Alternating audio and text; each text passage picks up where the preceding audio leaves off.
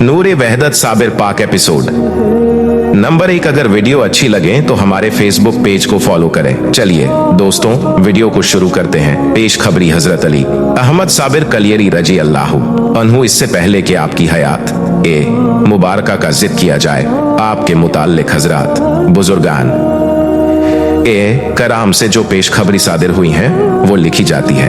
एक, हजरत इमाम जाफर सादिक अलैहिस्सलाम अपनी किताब कशफुल गुयूब में लिखते हैं कि मैं 11 रजब 140 हिजरी जुमे की रात में कलाम पाक की तिलावत और जिक्र व फिक्र में मसरूफ था। आधी से ज्यादा रात गुजर चुकी थी।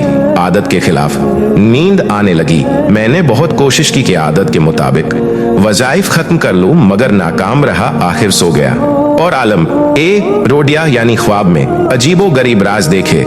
आलम मलाकूत से गुजरकर आलम जबारूत में पहुंचा। मलाकूत और जबारूत फरिश्तों की दुनिया को कहा जाता है। और वहां एक बाग पुरबहार नजर आया और देखा कि उसमें फरिश्ते सफ बांधे हुए हैं और तमाम हजरात अंबिया अलैहिमुस्सलाम की अरवाहें,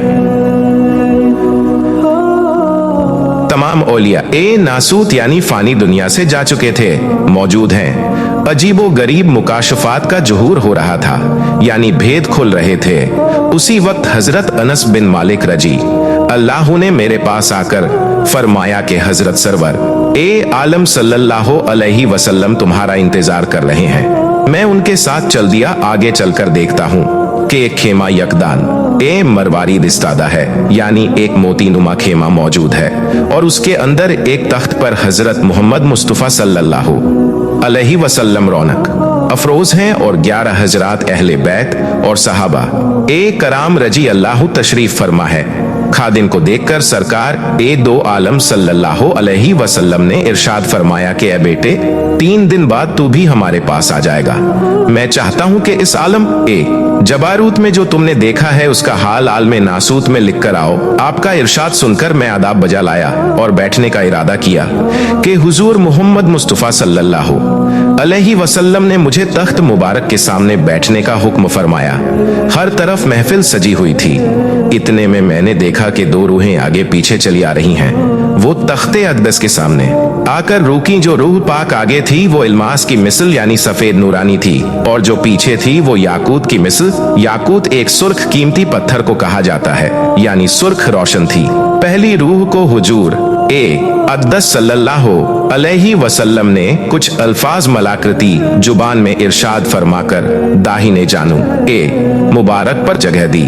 इसी तरह दूसरी रूह को कुछ अल्फाज इरशाद फरमाकर बाएं जानू मुबारक पर बैठाया। उसके बाद इमाम हसन अलैहिस्सलाम और इमाम हुसैन अलैहिस्सलाम को मुखातिब करके इरशाद फरमाया, जब तुम्हारे शहादत नामे पर हम सब ने अपनी खुशी के साथ मुहर लगाई थी, उस वक्त दिल में उम्मत की परेशानी का ख्याल आया कि उसी वक्त हजरत जिब्राइल अलैहिस्सलाम ने आकर खुशखबरी दी थी कि इन दोनों शहजादों की औलाद की ये 2 अरवाशान जमाल और जलाल के साथ पैदा की जाएंगी, जिनसे इस्लाम की हुकूमत रहती दुनिया तक रहेगी। और वो दोनों रूहें यही हैं जो रूह पाक दाहिने जानू मुबारक पर है।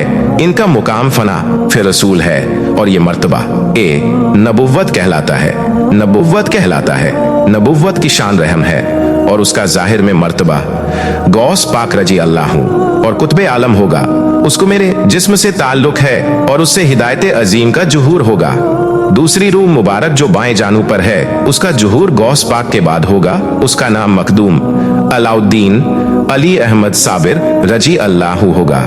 उसे कामिल विलायत का मर्तबा हासिल होगा। जो विलायत कहारी की शान है, ये मुनकिरों यानी हक का इनकार करने वालों और हासिदों की तकजीब करेगा। ये फरमाकर दरबार बर्खास्त किया गया और मेरी आंख खुल गई।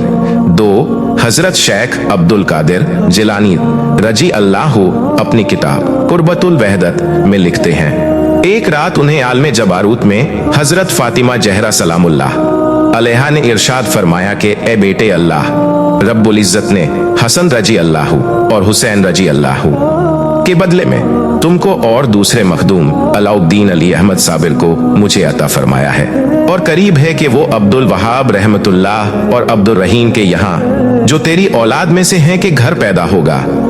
अगर वीडियो अच्छी लगी तो लाइक करें और हमारे फेसबुक पेज को फॉलो करें और वीडियो को शेयर करें।